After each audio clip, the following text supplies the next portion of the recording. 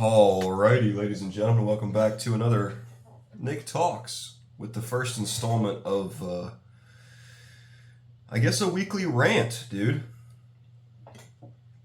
Because there's just like so many things that I would like to not only put out my opinion, but also just record. Because half this channel is so that I can go back when I'm 40 and look at young me and be like, huh, that's what I used to think like. So there's so many things that will just get lost to time, and I know that there's arguably less benefit for anyone watching it than there is for me watching it later, but whatever. What is there to lose? But just things that would get lost because they don't have a direct video title and they don't have essentially like just a solo rant. That's what this is going to be, and I've been kind of meaning to do this for a while, so that's what it is. And just unedited, like I used to do back in the Dizzy. Those are pretty fun, but even less organized than they were then, because now I have actually other shit to do. But first, I got a story. So probably like a week or two ago, I was going, no, it was probably 3 weeks ago, I was going for, I think, 305 on bench, and at 295 there was this dude who looked pretty sizable, and I was like, hey, you want to spot me real quick? And so he did. He spotted me for the 295 and on bench, spotted me for the 305, and then later on he like got my attention because he wanted me to spot him for something too, and he was talking about how he broke his hip or whatever, and so he's just now coming back. But then after that, like, I tried to be like, yo, in the gym one day, and it was just kind of awkward. I was like, all right. Like, not that he didn't want to interact, but I don't know. It was just fucking weird. It was just weird. And so then the next time, like, I went like this, and I don't think he saw me, or at least he didn't react. And I was like, okay, fine. Like, I'm not gonna keep playing the game where, like, I'm trying to be, hey, yo, and you're not. And maybe there's something lost in communication there. But either way, like, I'm just going to make a decision now to just go back to the way that I always do things, which is just like head down and I just do my work. And like, who gives a fuck about the people in the gym? But there's always this tension when like, I know that he's aware of where I am, and yet we both know we're not interacting. And it's just fucking whack as fuck. But the point being is that it's been taking up space in my mind, more space than it obviously should. This is just some nonsense. And then I'm at work, and he comes in the store, and I see him, and we're like, and dude, I never get like this. But I feel my face get all red, and I didn't stutter or anything. Like, I kept it pretty cool. But just the fact that my face got red, I was like, wow, dude. And he's like, what'd you hit today? And I'm like, what day of the week is it? Who knows? I don't know what I hit today.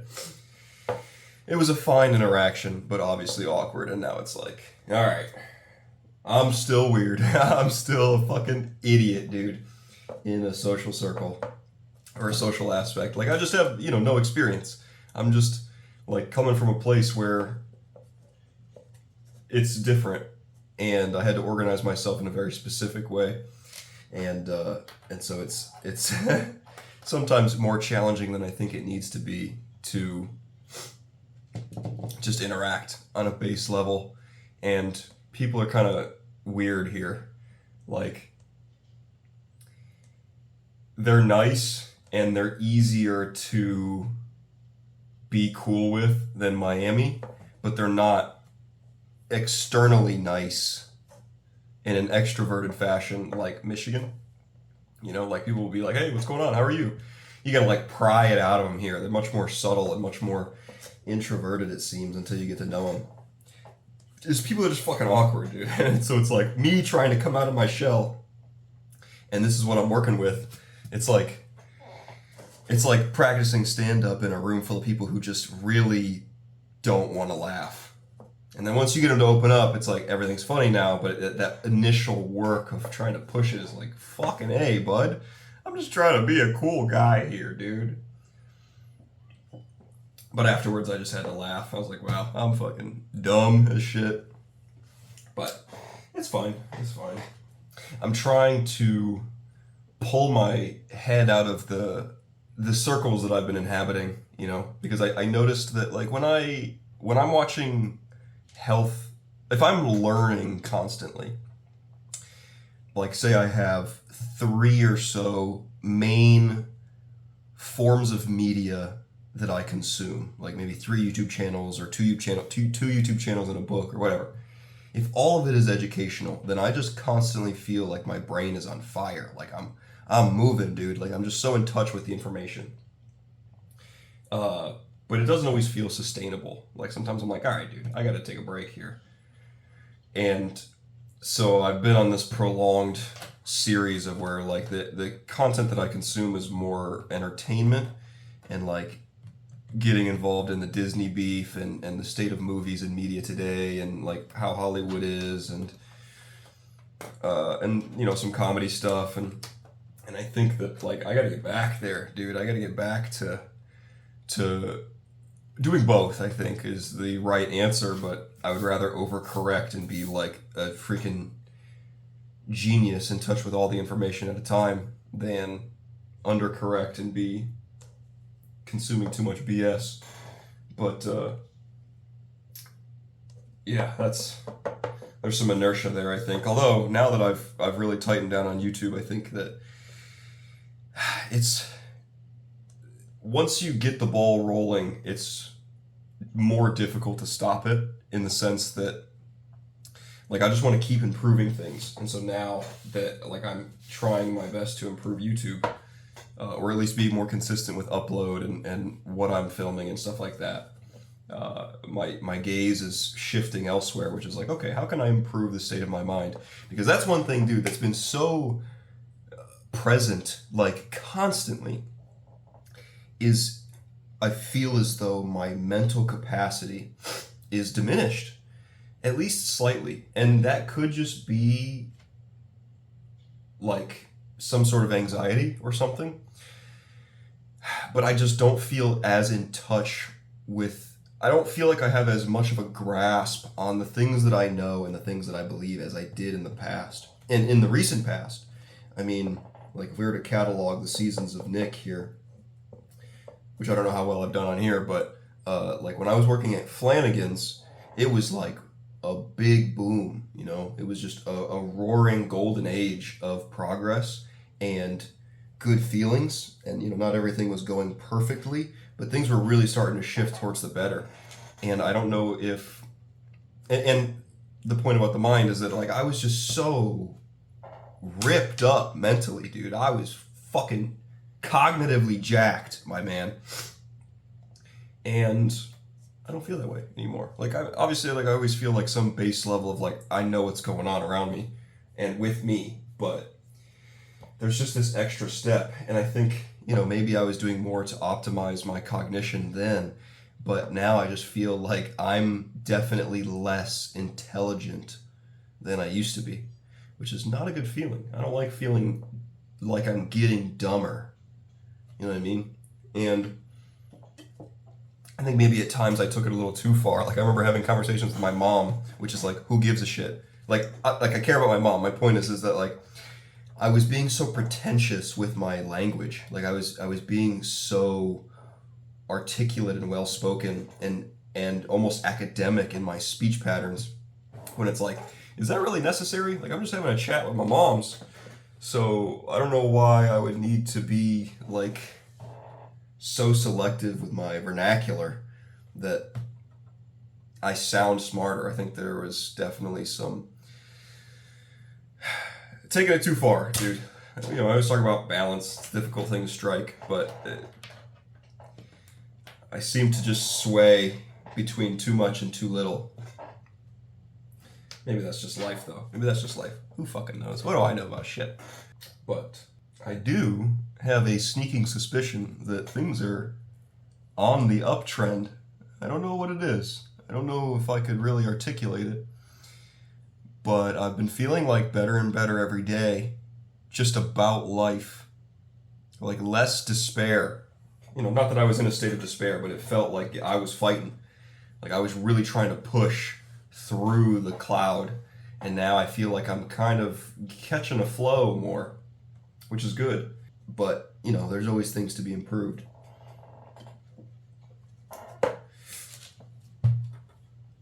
And I think maybe part of that comes from, you know, I've been watching a lot of Matt and Shane's Secret Podcast, and it's kind of, you know, a special thing for me because, especially because they're Pennsylvania boys. I mean, at least I know Shane is, but I think they grew up in the same place. And the way that they speak, the style and the rhythm of how they communicate and express themselves, and even their accent. I've got a lot of family in Pennsylvania, and you know, I had pretty much zero role models when I was young. There was nobody around me that I was like, wow, I look up to this person. But my cousin, I thought was particularly cool. You know, like as a less than social kind of sensitive and weak young man, like I looked up to his ability to be so cool. And like if I were to envision what a popular kid looks and acts like, it would be him, or at least him at the time. I haven't seen him in 10 years, but that's what it was like when I was like 10. And they speak just like he does. And so it's pretty cool to hear that and remember, like, this is the style of speech and behavior that partially charged my grand uprising, the biggest change of character that I had in my young life. Going from the kid that I just described to like one of the kings of the castle, right? Like royalty in my own right. And that was, you know, obviously a very exciting journey for someone growing through high school. But it kind of reminds me of like, okay, you know, like how did I do that before? And what are the things that I drew inspiration from? And how can I stop being such a fucking nerd all the time about like learning and knowledge and what is important and just be that? Obviously, like I want to be intelligent and I want to grow and I want to be as smart as I can and I want to possess actively as much knowledge as I can, but still being cool and relaxed and you know, like at ease with myself and not taking things too seriously. Taking life seriously, but not taking things too seriously. There's an art there that I would like to perfect, and that it's always fun. I always liked, you know, I'm a hermit now, so I don't get to do this as often, but I just remember like when I was trying to hone the craft of colloquial speech and sort of intimate social interaction, not necessarily romantically intimate, but just close talking to people where we're understanding each other and we're really communicating. It's not just in passing or whatever. It's like in Skyrim when you're picking locks, right? And if you go too far one direction, it vibrates intensely. And you go too far the other direction, it vibrates intensely. But in the middle, it just kind of flows and clicks into place. That's what it's like choosing speech and jokes and mannerisms and behaviors and hand motions and laughs and like really constructing all of the fundamentals of your character for the goal of being cool. And not cool as in the sense of like people think I'm cool, but cool in the sense of like just relaxed, just going with the flow and not like just easy going and whatnot. So that's kind of what it was like. It's what it felt like. It's like when I would say things, like I could feel when I started to express it, if I was going too far one direction, and I could, while I'm saying it or crafting it in my head or in the moment, feel the vibrations of the situation, and I could feel where it just clicks into place, and you see people react in the way that you want them to react. And there's a beauty in that, you know. It's like how I assume a comedian feels up on stage when he finally not only gets the joke right in the punchline, the setup and the punchline, but also the cadence, the rhythm, the way that he says it, the way that he acts it out, how he says it to the audience, how he feels about what he's saying. And then when he gets all these moons to align, and then he smacks the audience with it and everyone laughs. I assume that's what it's like. I'm not a comedian, or, I've never done stand-up, but I would have to draw some comparisons there. And, it's a fun thing. Just like getting expertly good at anything. It's really enjoyable once you get to the higher levels of things, or when you see things really moving. And I don't get to practice that anymore. And when I do, it's like just little interactions, so I have to piece together as much knowledge as I can out of like the 2 seconds that I talk to some fucking goober at work about the pizza or whatever. Who gives a shit? Just in passing, you got to craft what you can out of what you got. But like the more social that I've been in the past, the more material I'm able to try out.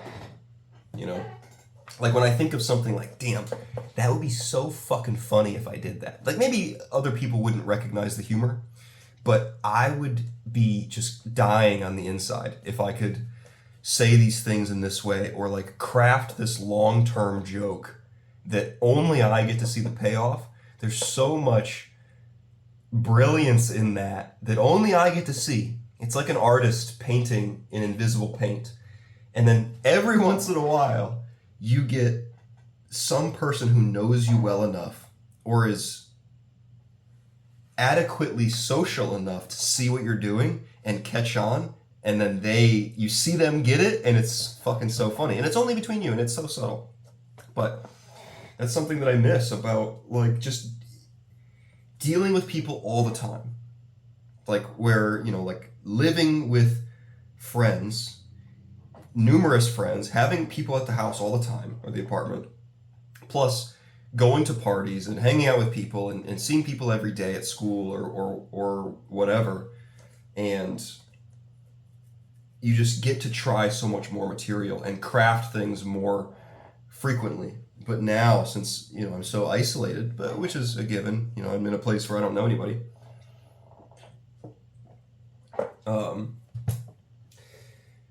It's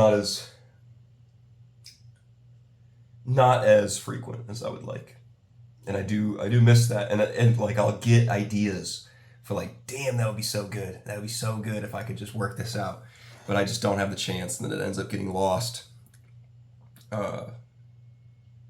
Maybe there's some benefit to writing these things down, like long-term plays. And sometimes I do if they get me really excited. But ultimately, some of them it's just like, well, we'll get them next time. It'll come back if it's good enough. On dreams, man, I've been wanting to like really start opening up about dreams. And I don't think that it spoils enough about the project that I'm working on to just talk about what I think. I'm very curious.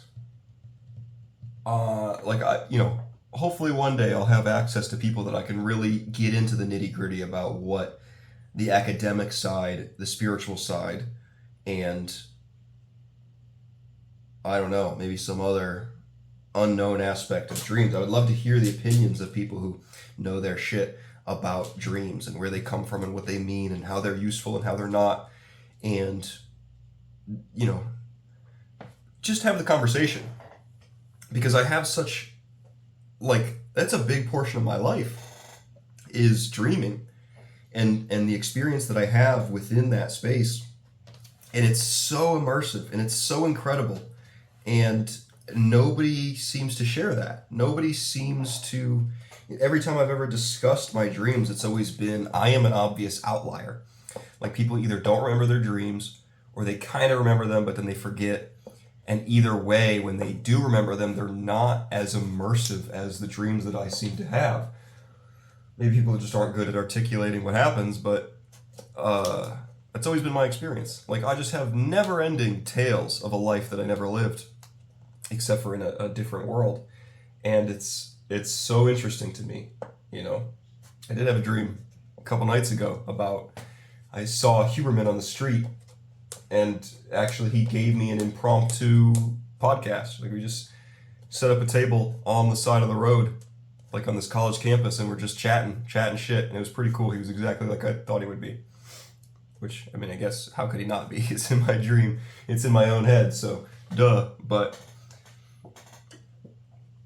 yeah, I mean, there's equal parts dreams that make conscious sense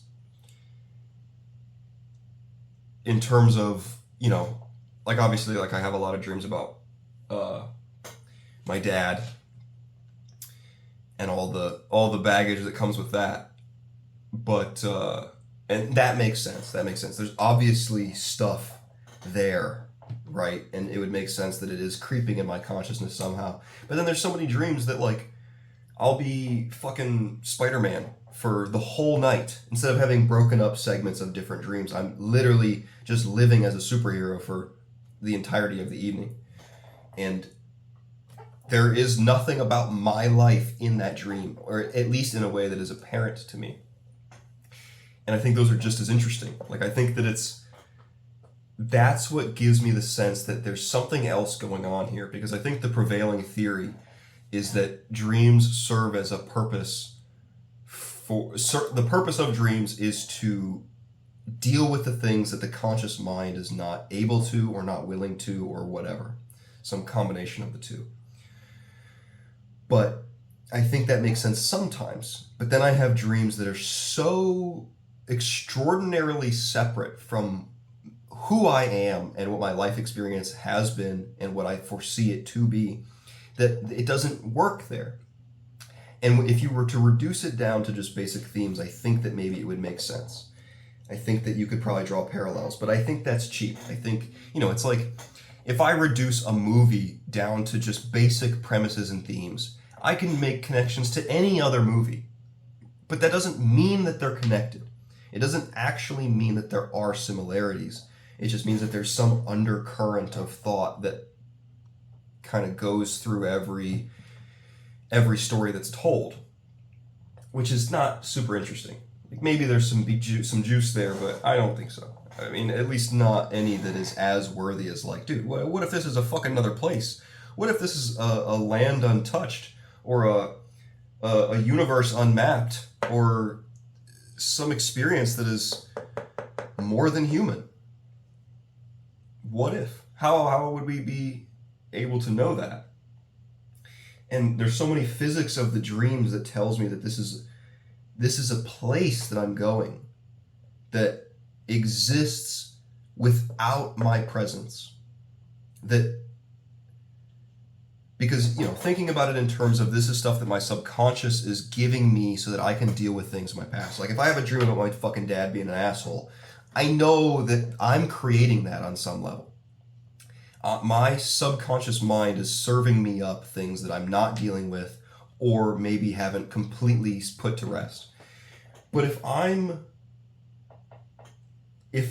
whitewater rafting with a guy with long hair, and we're partners and we've got to get this boat down the end of the river and it's some crazy fun thing for this competition, and then I go canoeing a year and a half later in a dream and I interact with that same guy and he's on a different team and I say, hey, holy shit, dude, remember we were partners on that fucking thing? Then obviously this place exists.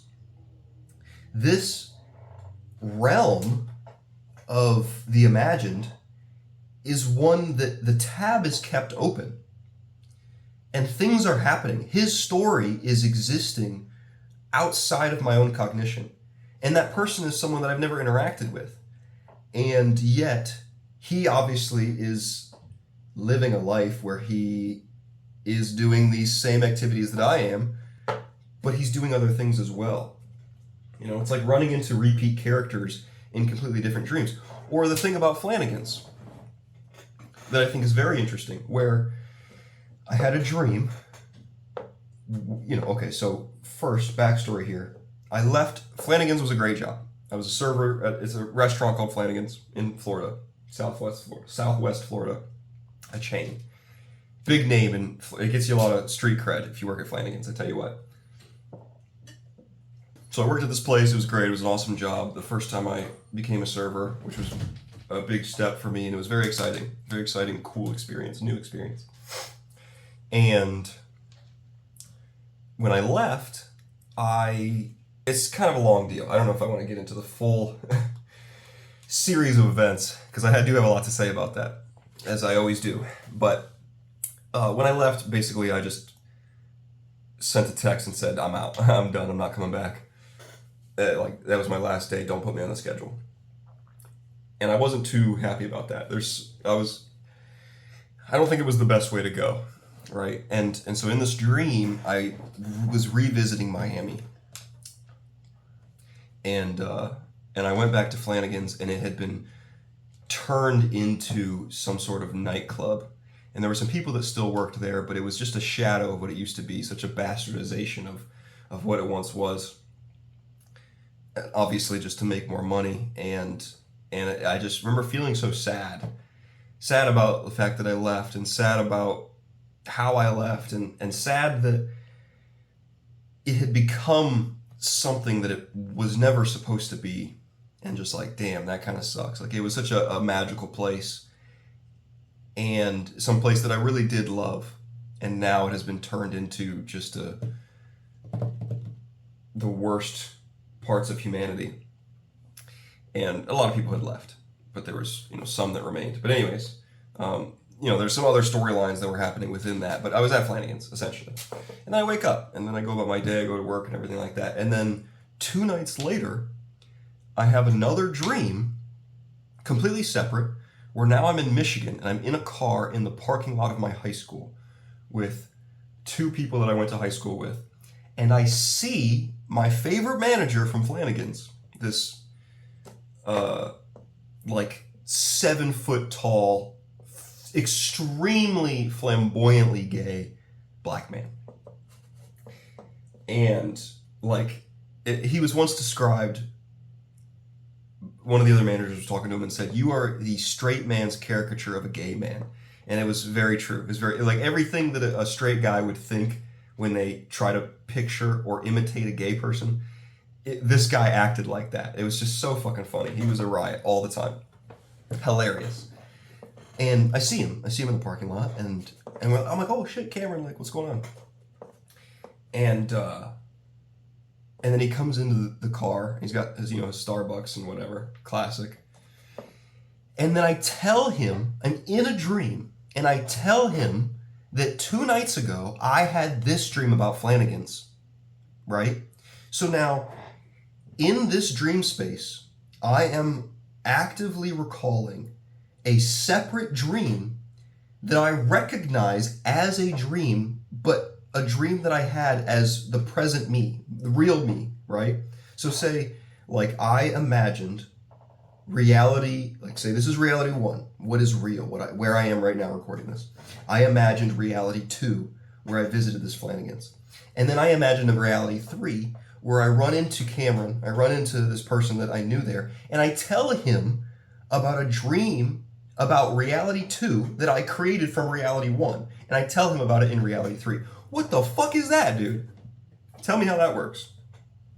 And so these are the things. These are the things that I find so interesting when I really take the time to pay attention to my dreams and look at the correlation and focus on the physics of the dream. How does it work? How does the space work, the reality that I've been in, and how does it affect me in the present? How does it, so many questions that don't have answers. And it's endlessly interesting. It's endlessly fascinating. And I enjoy it so much, dude. Fucking A, bud. I get to go to sleep and live within a separate reality that is always interesting.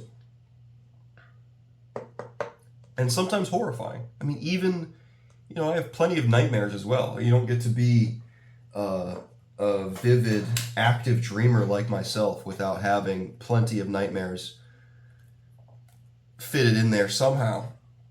And even those, I have to be woken up because I'm stirring so badly in my sleep and freaking the fuck out. But even then, it's such an experience. The last nightmare that I had, I woke up and I was called to my closet in my bedroom, and I open it, and there's a bunch of old Foot Lockers in there, and just baggage and stuff.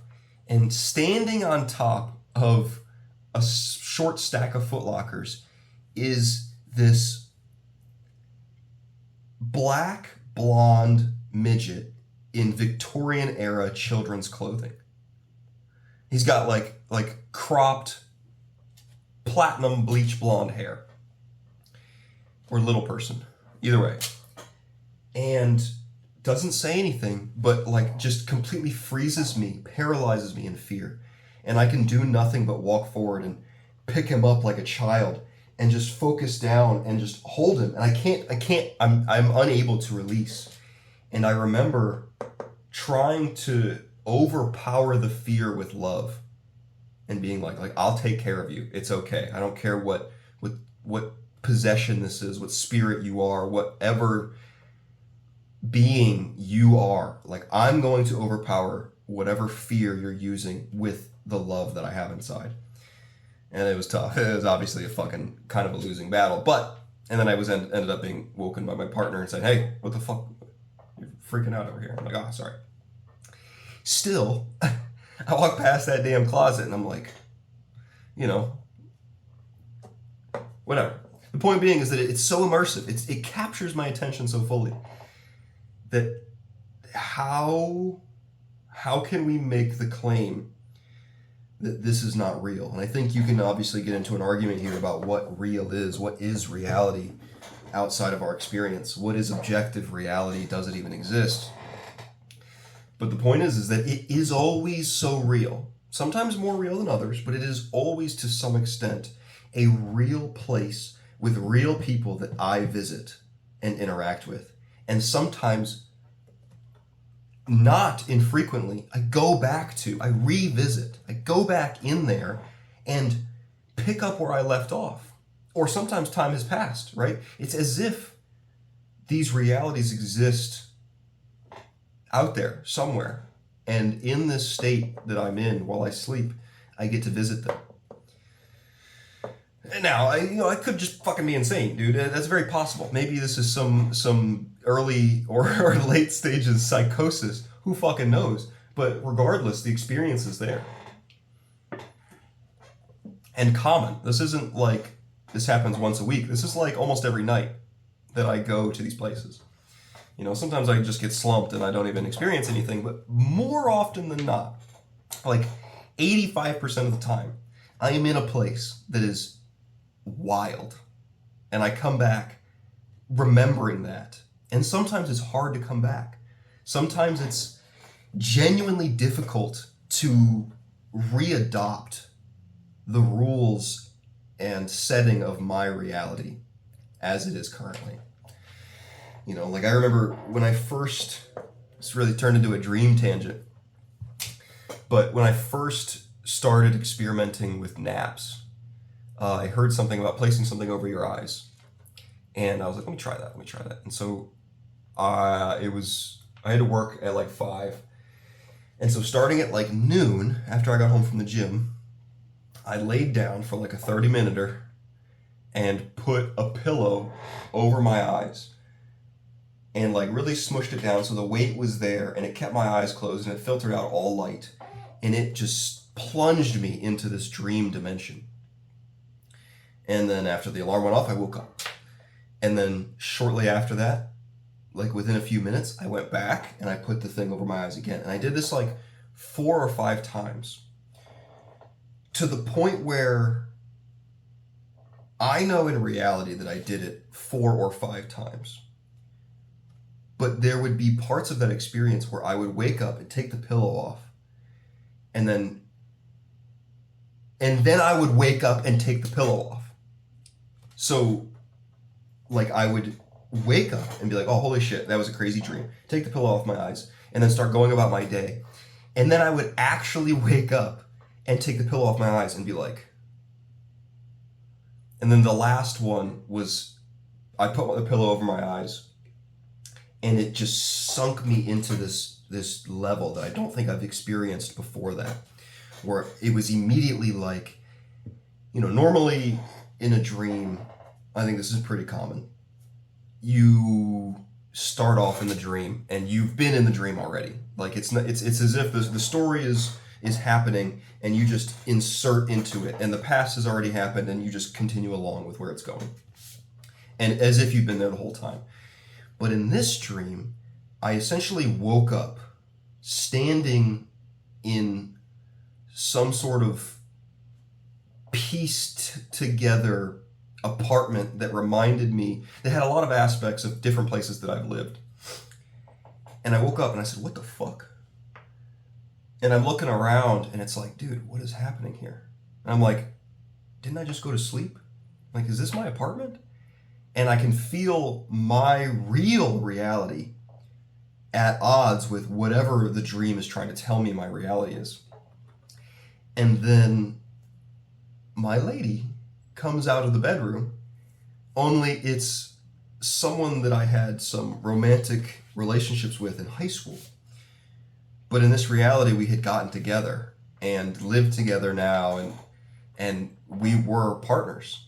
And she's looking at me all confused. She's like, hey, what's wrong? And I'm like, I don't know. Like, something's just weird here. And then she's like, don't you have to get ready for work? And then I'm like, oh yeah, I do. But there's just this nagging sense of like, something's wrong. Like, something is incorrect here. And then I went to work at Flanagan's. Weird.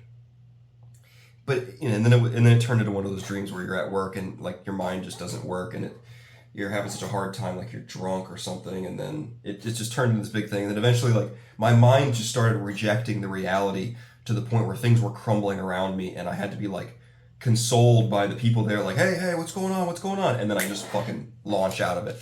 But when I actually woke up, it was so disorienting. I had to go sit on the couch and just sit there and like remember who I was, like who I am and where I am and who my partner is and what my job is and where I live, and just be like, holy shit, dude. Like, it really took over. Crazy. It's crazy. But this is you know, more to my point. What the fuck? What the fuck is that? How can this situational or completely simulated reality nearly overtake my own? What does that mean? How is that useful? What part of our evolutionary psychology and biology makes that useful? What part of the human does that come from? Fucking who knows? That's why I got this man and his symbols, dude. There's so much juice there that I think is untapped by science, that I'm extremely interested in, given my experiences, obviously. And I'm excited to have that conversation in the future with more and more people. But anywho, enough of the fucking fake shit, dude. Enough of the dreams. Although, pretty sweet. Obviously, I count myself pretty lucky that I have these experiences and everyone else is just... They are completely absent from their life. And it's like, wow, dude, I get to do this shit and nobody else does. That's pretty nice. It's like seeing a color that nobody else can see. And I just have to be like, why can I see this color? And everybody's like, I don't know. Pretty cool. Move on. Whatever. Oh, I am fucking tired of being sick. I tell you what, it's just such a vague nuisance. I'm starting to, like, I wish I remembered what my voice was like, because my nasal cavity my sinuses are so fucked that I don't think that the job that I have now, I've only been sick while I work there. So I wonder how I sound to these people of just like, so nasally. It sucks so bad, dude. And I think these damn Zins were the cause of it. It's just a hypothesis, and I have since stopped using them. But I think that they are the culprit, it seems. It seems to be. Now, I mean, it could just be that I just happened to get sick, especially considering that I was using Zin pouches for ages before I ever got sick. But there seemed to be some correlation. Let's see, what else have I been tossing around in the old brain? I am getting more excited about my project. I was talking to a buddy of mine, and I was saying basically that the times that I'm most excited about what I'm doing and the times that I believe the most that, you know, the life that I want is truly possible are the times that I'm working the hardest. And I'm seeing that being actively fulfilled as I try and make more and more content. Right.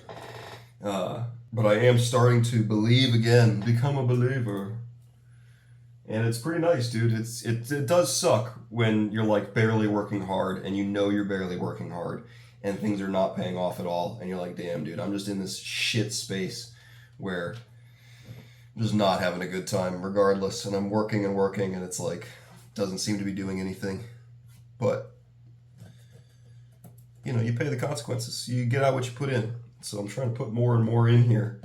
And eventually we can refine, obviously, but the volume has to be met first. Gotta just keep dumping fuel on the fire until the escape velocity is reached and then just exit the atmosphere of where I am currently. And then once you're out there up in the ether, you can dial in and really refine. You know, that'll be cool. But we ain't there yet, buddy. We are not there yet.